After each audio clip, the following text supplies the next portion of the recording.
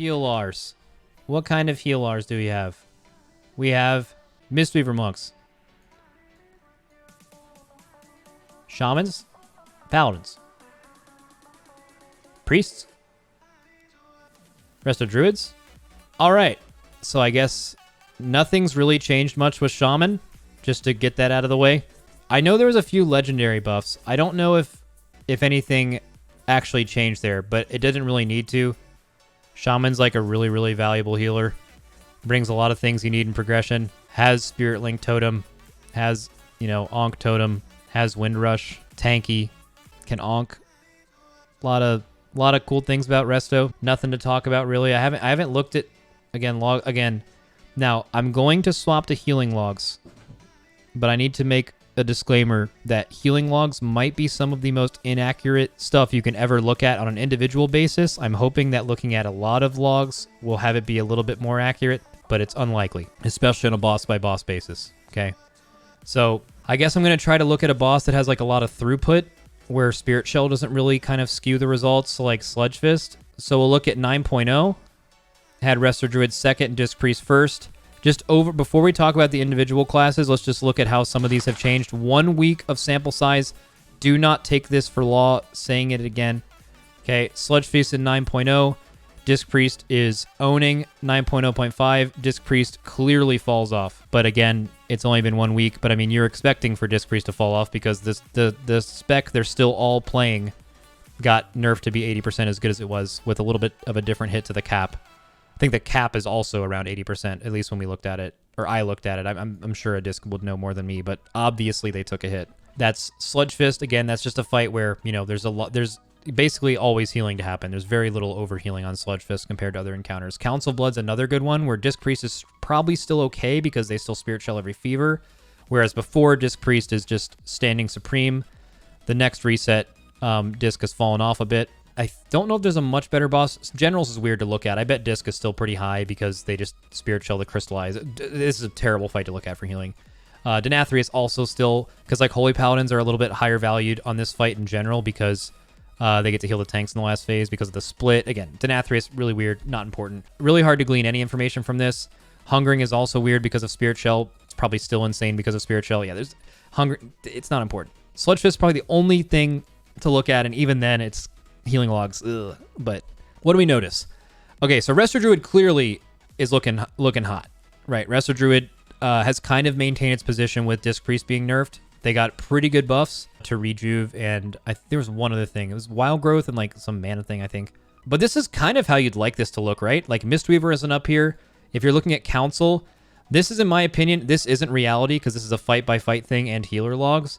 But as we've been talking about forever, Resto Druid and Mistweaver Monk should be doing this much more average HPS than all of these specs down here besides Holy. We'll talk about Holy in a second.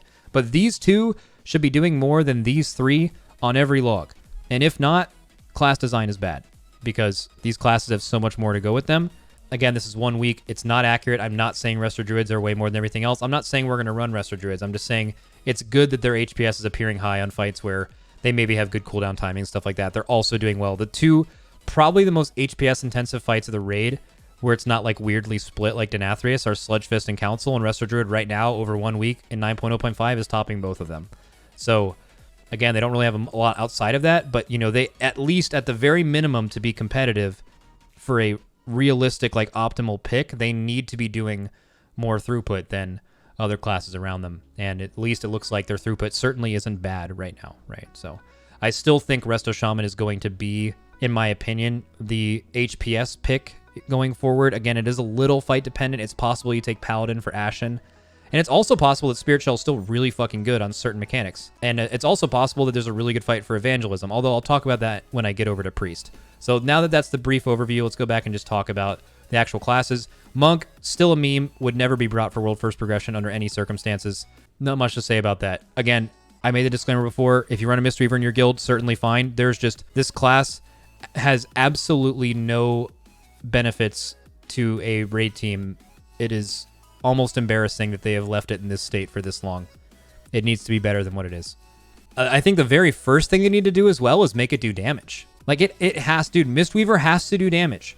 Right now, again, scaling has happened since there, but when looking over at our progression logs of Castle Nathria, Nori and Dryny on Paladin were doing about 2 to 2.2k DPS. Nick was doing about 1.2k, but in a pure single target scenario, the best use of PI will give you around 500 to 600 damage. And in an AoE situation, more. So if you add a 600 damage to the Disc Priest, they're doing 1.8k. 1.8 and 2.2 are pretty close. So like Disc was still valuable damage addition to the raid. And Mistweaver and Resto Druid and Holy Priest are laughable, if not zero. Resto's also zero, but it has other things to make up for it. Mistweaver, if it's in melee like everything else, it needs to be doing a ton of fucking damn. So that's it. Monk doesn't top HPS. Its cooldown is maybe one of the worst of all the healers. One of those things need to get buffed. They need to have some kind of raid utility or they'll never be picked straight up. And their damage needs to get higher. Resto Shaman does no damage unless it's intentionally not healing. Although I think someone said something about their damage like getting a little bit better now. I think like there was like a chain lightning buff, obviously, but like, you know, we started with Shamans a second ago, just a brief covering. They Spirit Link, good healing, a lot of utility, cool class. Paladins. So Paladins is right where that Harvard University new player is wrong. Paladins damage is so fucking good right now that they, even a minute and a half into a fight filled with world first DPS players, can be #1 DPS on pure single target as a healer. Now, that's with them basically not healing outside of their Ashen, importantly. But that's not important. What you can do in a lot of raid fights, most raid fights that require 4 or 5 healers don't require 4 or 5 people to be healing all the time. We talk about this a lot, where there are times for one person to top people off and everyone else to just be doing damage. If Paladin damage stays the way it is right now, you could absolutely see a universe where you bring like, I don't know, something stupid like 3 Holy Paladins and 2 Shamans and then have a Shadow Priest for the buff. And then for the really easy part of the fight where you have to beat this super hard DPS check like Blackhand P1 or something random like that, you can just have your healers DPS for the first part and then heal when it's important. This concept was used with Battle Shaman back in Battle of Dazar'alor, where people had a Resto Shaman with Igneous Potential traits, I think that's what it was called, just do damage for the first part of the fight, and they were like 60% of a DPS. And then at the end of the fight, when they needed huge healing, they would drop Healing Tide, Spirit Link, and actually start healing, right? So this is that on crack. This is like that was, except they do like infinitely more damage than Battle Shaman ever did. The only downside is that they're melee. So that's a difference. So that could potentially be a problem when making comps. Holy Paladin is insanely good right now. Not too much to say. Just very good. Now, to play the damage legend that we're talking about, you obviously have to not run Shock Barrier. I'm just going to make up a number, probably like a 10% HPS loss. I just don't know how much normal healing legendaries grant you, but let's say it's that. You would easily take a 10% HPS loss, run an extra healer to cover it, or maybe not even, and just heal when you're supposed to. And it would be still really valuable. I don't know. Holy Paladins are crazy. All right, Priests. I don't know where I stand with Disc Priest right now. There will absolutely be a fight in the next raid where, again, because I don't care about Nathria. Nathria already happened. There will absolutely be a fight in the next raid where if it's a hard boss and something X hard-hitting ability happens every minute, Disc Priest would be really good. Now, keep in mind, it has to be a hard boss. If it's a early, meaningless, easy boss like Hungering Destroyer, you're not going to gear a disc just for an easy-ass fucking boss that you one-shot, right? Like, you would run your comp based on the last boss, and you would struggle, if necessary, through early bosses for better gear. So, I think for healers more than anything, or for priests, I think it's just going to be, it just depends on if there's going to be something clearly very spirit shellable on an end boss, and it's very likely because end bosses and second to last bosses have a million mechanics, and one of the ones they love doing is, hey, this mechanic fucking owns you every minute or minute and a half or something. And like Spirit Shell is just insane for early progression because you have lower health and it just, absorbs are better than healing, right? A lot of the time. Now, speaking of evangelism, my mind could change, but I don't know about running evangelism priests or holy priests if disc isn't good. I'm going to have to see testing, and then it's kind of unfortunate because by the time we start testing, I obviously won't talk about anything because the raid's coming up, right? But I think if you were going to play an evangelism priest, assuming you had a shadow priest in the raid, which right now it really looks like you will, and you won't lose the buff, I think you'd rather play another healer. I don't know what the healer would be. It could be situational. It could be a shaman or a paladin based on the scenario, but I really don't know if evangelism makes it in. I think there's like better healers. But then again, you still get barrier and you still get the damage portion, right? So like It's not like they don't do damage, but if you're gonna bring damage, you can bring a Paladin, but then it's a melee. There's a bunch of weird things where like sometimes you can't run a lot of melee, so where you wouldn't bring Paladin. Disc still does do damage, right? I think one of the hidden things about Spirit Shell that's so good isn't necessarily the ability to absorb a bunch of damage incoming, which is obvious. It's the ability to get all of your healing out when you're not moving. Disc, when it's doing its ramp after it's done power word shielding, basically can't move at all, or else their ramp is fucked up, okay? So one of the huge benefits of Spirit Shell is before Dark Recital comes out, you have your absorbs out rather than trying to heal through the Dancing Fevers as you're running with Dark Recital, right? Like that mechanic happens on a ton of fights where you can do your healing before you actually have to move. So because of that, I think Evangelism, obviously if you play around it, it's fine, but I think Evangelism could have a ton of issues in progression because of that. And then that brings us to the Holy Priest argument. Well, if Disc isn't good, just play Holy. Divine Hymn got buffed by a ton. Yes, Divine Hymn, I think Divine Hymn's really fucking good. Like, if you can use it at any point in progression where everyone's low and it just increases everyone's spot healing, or if you stack a cooldown with it, it obviously increases its potency, but it's clearly not as good as it needs to be. Their overall healing, both in practice and from like the small amount of logs I've seen, again, there needs to be more info, but it's not good enough. It's you just imagine trying to bring a healer that basically only brings HPS. They don't have barrier and they don't do damage, and their healing is lower. There's just no fucking world where you bring this class in an ideal scenario. Straight up, just as blunt as it can be. No way. If you weren't playing Disc and you wanted HPS, you'd bring a Shaman. If you weren't playing Disc and you wanted damage, you'd bring a Paladin. If you weren't playing Disc and you weren't in a World First guild and you just brought whatever you had, you'd bring a Restorator or a Mistweaver. I really don't think he'd play Evangelism or Holy. Straight up.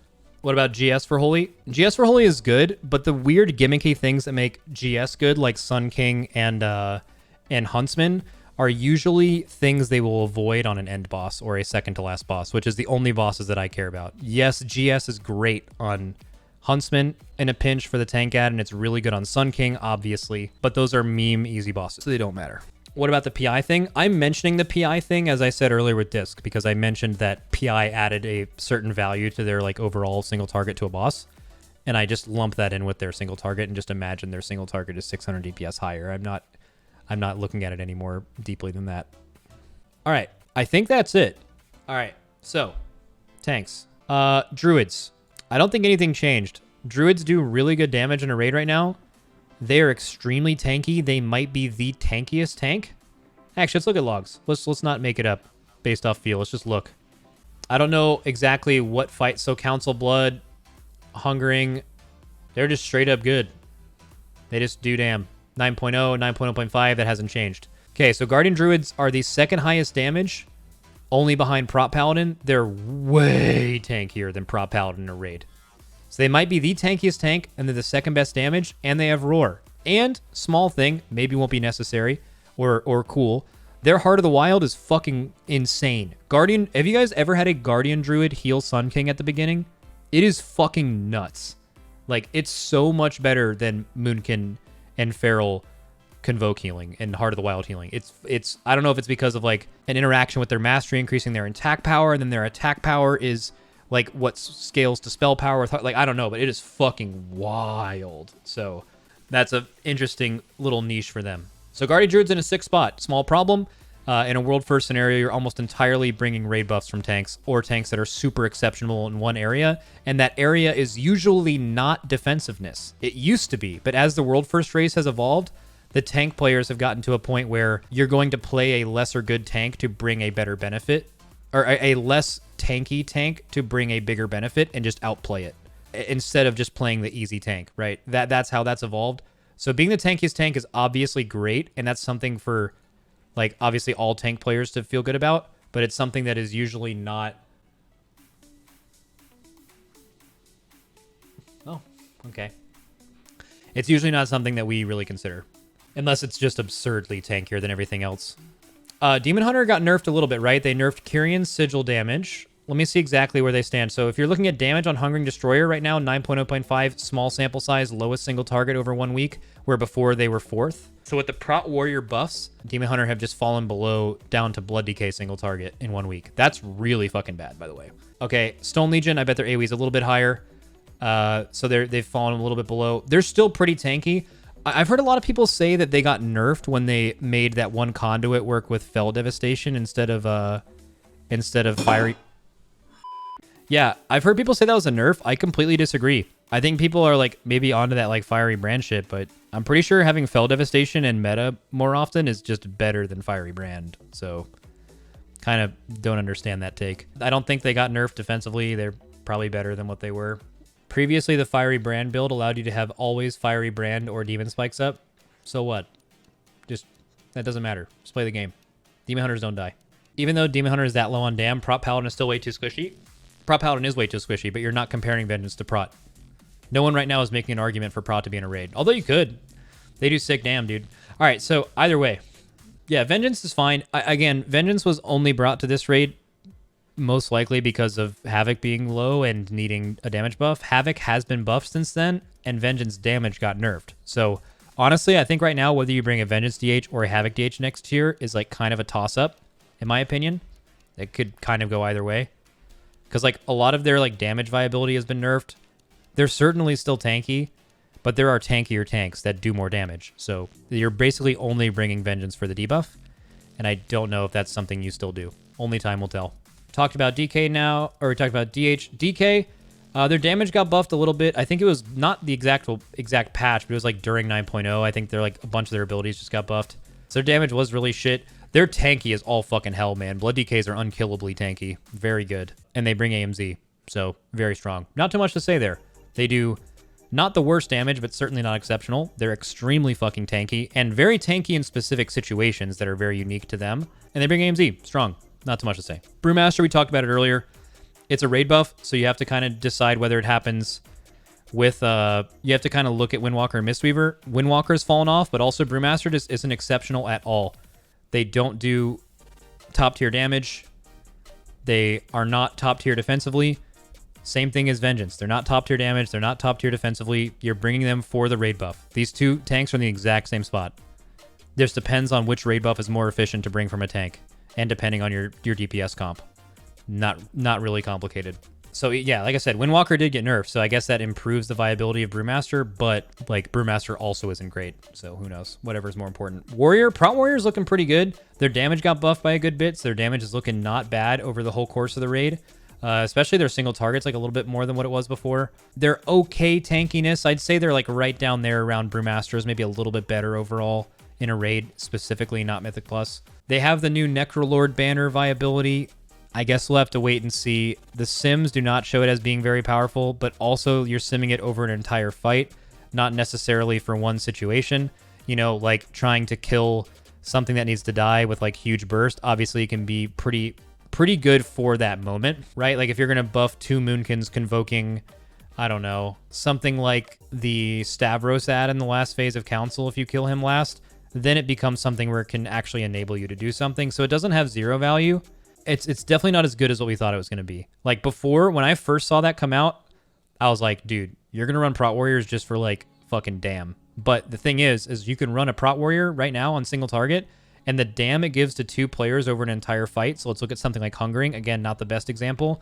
They're averaging right now at like 2.9k DPS versus Guardians 3.5. If you just add the 240, let's even say 300 DPS, right, that Prot Warriors would get, so 600 DPS from the two Moonkins, right?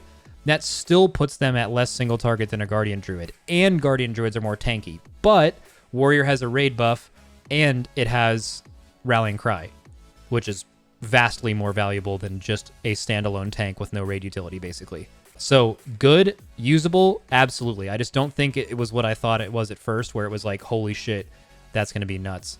Fleshcraft is a good change to them. I think they're going to be Necrolord, because I think Fleshcraft is now insanely good for tanks in raids, like for sure.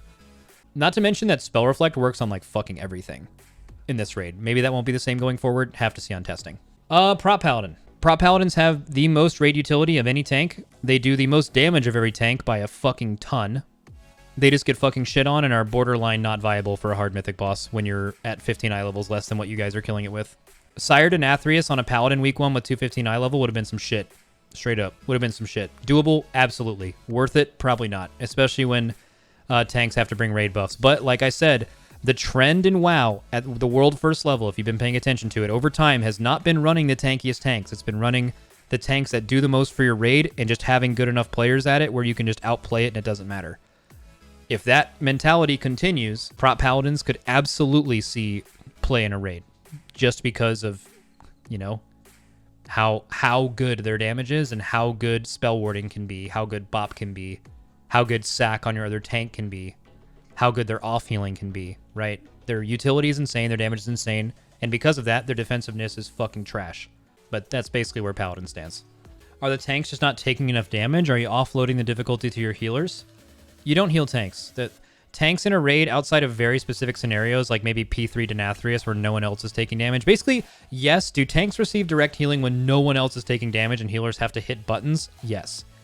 In Mythic Plus, yes. Again, I don't talk about the minigame ever when we're having these kind of discussions. But like in a raid, tanks do not get direct heals, and you shouldn't expect direct heals. That's not the same when you play a weaker tank. When tanks die in raid and open their death log and say either on stream or to the people in their raid, I didn't get any direct heals here, that player is fucking awful 100% of the time. They're bad as fuck. Are you saying tanks just heal off hots? Well, tanks heal themselves multiple ways, but all tanks should have in a raid and be expected to live at all times is yes. Riptide from your Shaman, probably an Atonement from your Priest, having beacons obviously from Paladins. Paladins really carry it. But yeah, that's all you need. How do warriors heal? So every tank is different. I think a lot of people don't understand that. They look at blood decays and they're like, look at that HPS. But yeah, they do all that HPS because they take so much more upfront damage. Warriors don't do as much healing, obviously, outside of Ignore Pain, because they reduce more damage. Like defensively, outside of Paladins, a lot of the tanks are like very balanced in the way they take damage and heal it to where you don't need healing outside of those things. It's just how that works. Yeah, EHRPS is a okay metric to look at for that. This depends on your healers being able to pump out their passive heals correctly. Pump out their passive heals. I've never heard that before. Okay. Yeah, I mean, if you're tanking in your guild and your healers are literally never even giving you those atonements and riptides and everything else and beacons, like, yeah, like obviously you're going to struggle, but, you know, I've never experienced that. So is it possible you raid in a guild that has healers that completely ignore their tanks? Absolutely. But 90% of the time, that's what your tank thinks. It's a cop-out and he's dog shit. The issue is, yes, it exists, but it exists so much less than tanks that don't think dying is their fault. Exactly. That's why you just play Blood Decay, dude. No heals ever matter to you. You just live. Bad tanking is way more common than bad healing because you can't get very far with bad healers. Yeah, bad tanking is definitely more common than any other role for plenty of reasons.